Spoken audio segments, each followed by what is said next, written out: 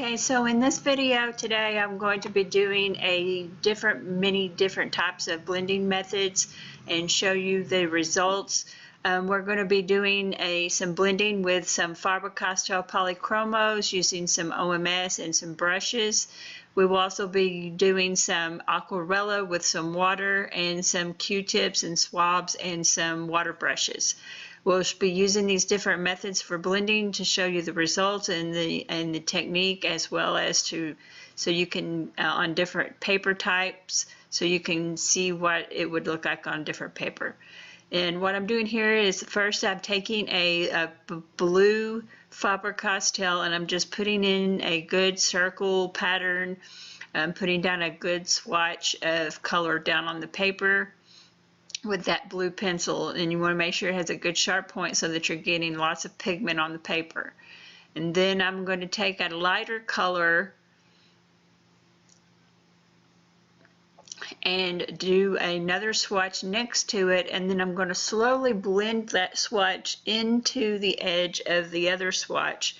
And what I'm doing in this method, this first blending technique and method, is basically just using your pencils to blend the color. And I'm just getting a good swatch down, making sure I'm getting lots of pigment on the paper, and then blending it into the other patch. Now I'm going to take my white polychromos, and you can do this with either a white colored pencil or a blending stump, or even they also have blending pencils out that you can use to do this with. They're basically like just a white colored pencil, but they do not put any pigment down on the paper. And I'm just blending this blue out, and then I will go over and blend the orange. And then once I have blended it, then I will begin blending the middle in with the blue swatch. And I will zoom in so that you can see the results a little better. So right now I'm just trying to make sure I'm getting a good blend in with that pencil and just blending those together. Blending those colors to making sure I'm getting as much as possible blended. And you will see that once I zoom in, you can see where with the pencil technique it does leave some like areas where it looks kind of rough, where it's not blending all of the pigment. And that was blended on a piece of Canson watercolor paper, and now I'm going to do the same technique on a piece of Canson mixed media. I'm just going to put down a good swatch of that blue onto another sheet. It's just it's the same brand of paper. They're both Canson, but the larger piece of paper is a watercolor sheet. The other is a mixed media sheet. And you can already see that with the mixed media, the color is a little bit more vibrant, more vivid with the color, with the pigment. However, once you start blending, you will see that on the Canson mixed media, that with different blending methods, the paper can have an effect, as well as the technique and the source of the color. So as you can see, is on the mixed media, the colors are coming out much more vivid than on the watercolor paper, and that's because the watercolor paper has more texture, so that it will take in more pigment. It will also spread out, and it's so that it takes in a lot of that color and that pigment. And so as I begin to blend it out with that white pencil, you can see it still leaves a little bit, but not as much of the pigment unblended. And it also blends in just a little bit. It doesn't diminish from the pigment or the brilliance of the color as much as with on the watercolor paper. However, when we move on to other techniques of blending, you will see that depending on the paper, the technique, and the type of blending method used, it will remain bright and vivid as to when we move on to the next method, the next two methods. And I will eventually zoom in on these to where you can see the results a little better. But you could just see from there the one on the mixed media is a lot more. There you can see I zoomed in a little more so that you can see the difference. You can see how the patches, the swatches on the watercolor paper were a lot lighter and not as brilliant whereas they were with the mixed media. As you can see here, the colors as they blended it together, that gave me a much different result. So now I'm going to do the blending swatches again with the same colors. It's a purple, it's more of a violet blue, and I will just again put down another swatch, making sure that I'm getting lots of pigment on the paper. I'm just going in little ovals to make sure I'm getting in a good swatch, and then I will move over with and do the same with the other color, just like we did before. Again, putting down that swatch, trying to make sure I get lots of pigment on there, looking to see if I have any white areas where I did not get any pigment on there, and then moving over to where it blends into the edge of the other swatch, the other patch of color, so that we can see the blending results for two colors blending together. And this is with the OMS. Now I just take my small brush with a rounded tip on it, and I just slightly dipped it into my little jar of OMS, and then I dipped it on a rag or a paper towel to get the excess off, and then I just began blending that.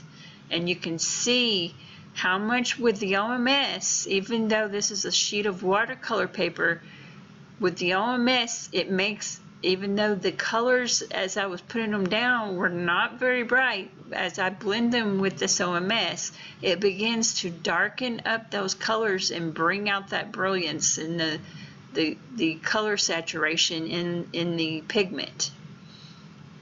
And then as I begin to blend the two colors in the middle together, you will see a very different result than with the previous. You will actually see the resulting blending of those two colors together. Again, just using that brush in a circular motion, just like with the other. And there you can see the result of the blending with OMS of two different colors, and then blending two colors together. Now I'm going to do the same thing with the Faber-Castell on the mixed media paper with OMS. And again, you can see that it's a little bit more brilliant, a little bit more color contrast there. It's not quite as faded or as diminished. Bringing that color out so that I can blend it again, blend the other color into it.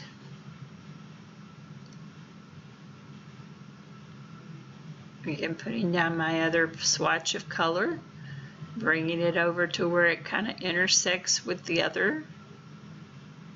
Again, continuing to go in those circular motions and just making sure I'm getting lots of pigment down on the paper and not leaving any white areas for the areas that I want to blend.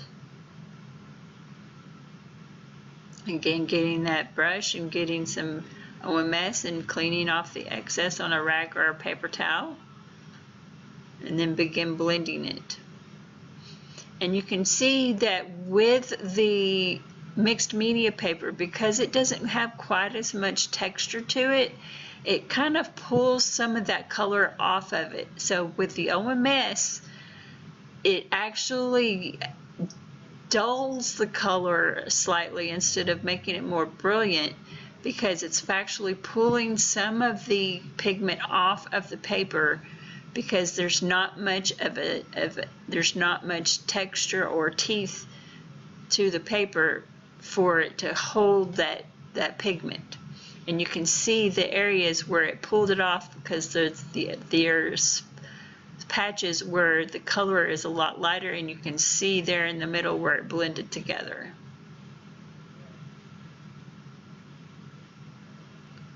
Okay, now I'm going to move down on the page, trying to move it up into the view of the camera where you can see this a little better. And now we're going to do the swab technique, which is blending colors using a swab. I'm going to go put down that first patch of color. Again, doing the same technique as before.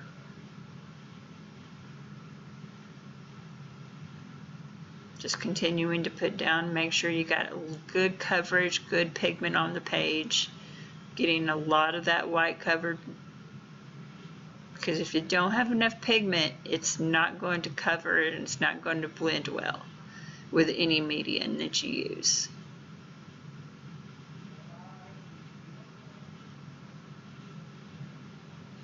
And again, in this video, I showed you that I will be doing this with two different types of pencils. One is the polychromos and the other is the aquarellas.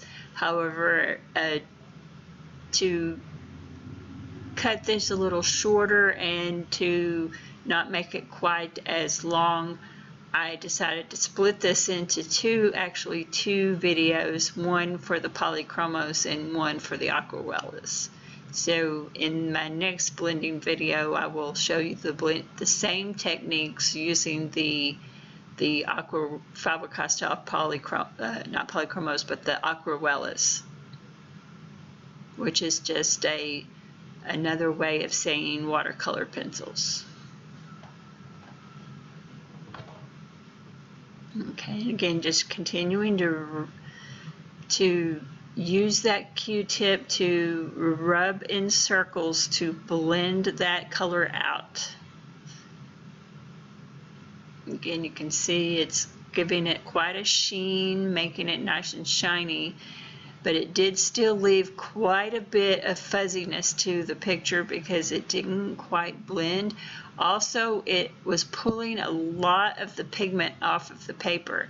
As you can see on the end of the swab, there was quite a bit of pigment on the paper, and now I'm going to do the swatch where I had the two colors mixed.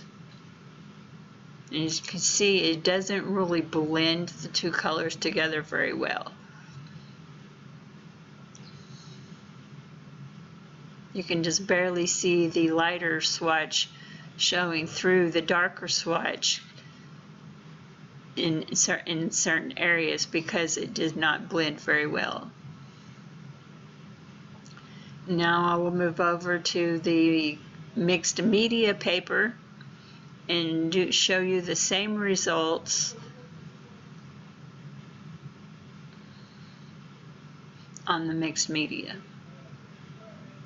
Again, the mixed media paper is a lot smoother, doesn't quite have as much texture to it to give it more teeth to hold multiple layers or to hold lots of pigment. So any pigment on the very surface of the page is going to get pulled off with any medium that you use for blending, other than the pencil, using the pencil technique, because with the pencil technique you're actually just blending the pigment all onto the page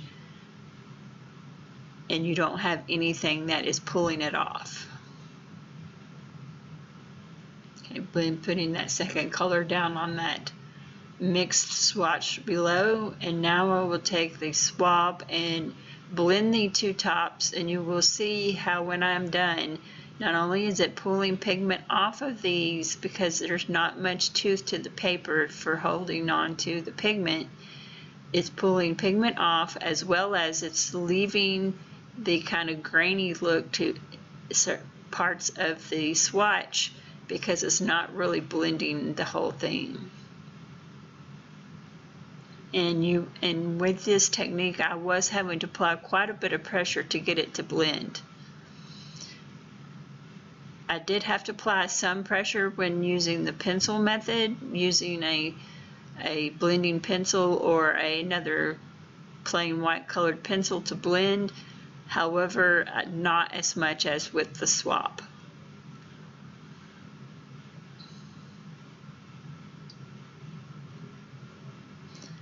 And again, you can see it's still leaving quite a bit of graininess, and it's removing quite a bit of the pigment. Now switching to another end of the swab to mix the two colors. And you can see it's not really blending the two colors together very well. So, and again, it's also picking, you can see where it's getting lighter because it's removing pigment. And again, having to use quite a bit of pressure. And there you see the results of the different methods of blending, and I hope this helps you out, and I hope you picked up something from this. Hope to see you around.